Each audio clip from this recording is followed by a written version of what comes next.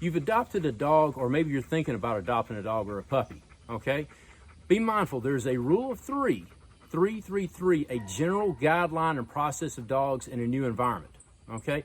The first rule of three pertains to the first 3 days with your new pup.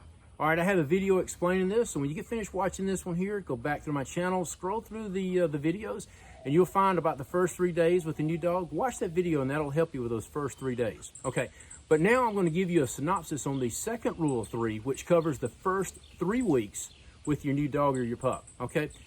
For one, they start settling in and adjusting to their new environment after 3 days, okay? We're talking about these 3 weeks now. They become more comfortable with their caretaker. They become more comfortable with the situation, you know, the environment they're in, the house or apartment or whatever, you know, depends on your living condition, okay, your situation. Number two, they may start testing boundaries and they may start exhibiting the bad habits that they have, okay? I've seen this so many times, okay? They will probably become more and more less guarded with you. They kind of start, as they start becoming more comfortable, you start seeing more of their personality. Okay, you start seeing some things that they were taught in the wrong kind of way, or some little quirks here and there. Okay, now sometimes in this time frame, you'll also start seeing some behavioral issues. Now, if you start seeing behavioral issues, guarding resources such as food, toys, so forth and so on, I would recommend, it's going to be best for you to go ahead and consult with a professional canine behavioralist, okay? And it's a long word and everything, but individual who specialize in canine behavior, you need to talk with them before these behaviors can become a liability for you, okay? Now, let's talk about this. In this 3 weeks here, this is going to be the time to start teaching and training your new companion, okay? You want to start teaching them boundaries, and you're going to start asking them in a very positive way to comply with these boundaries, okay? For example, no jumping up on people. You also want to, this is up to the individual, but you may want them to not jump up on your couch or jump up on your bed, or sometimes people will teach a dog to shake hands. But be mindful, sometimes doing that, a dog can be, if you have one that's got a compulsive behavior, they may start doing that with everybody, and they may scratch someone, which could be an issue. So be mindful teaching dogs these tricks and everything, but just, again, we're talking about boundaries and everything. So whatever it is that is not good with you, you start working with them to let them know that you don't want them doing that, okay? Now, this is also a time to start establishing in your yard where you want them to take and go and potty and relieve themselves and do that kind of stuff. And you also be mindful of, again, where they can go, where they can't go. Counter surfing may present itself a challenge at this time.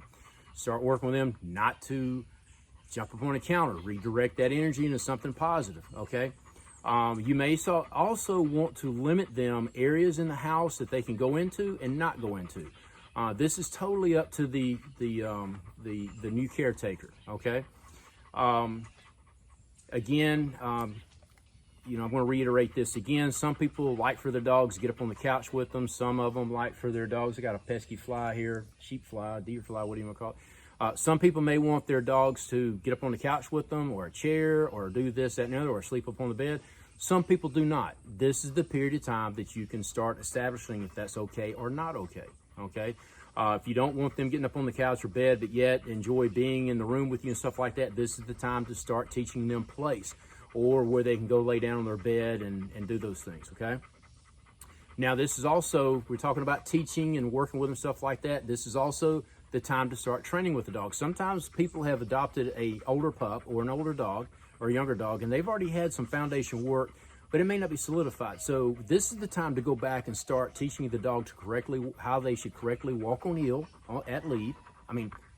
Walking on lead at heel, okay? Also, it's time to work on teaching them sit, stay, down, or place, okay?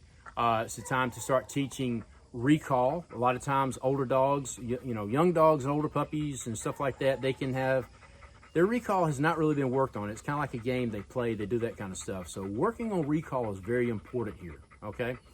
It's also a good time to start establishing a routine. Feeding times, the times you take them out for them to go and relieve themselves, potty, so forth and so on, okay?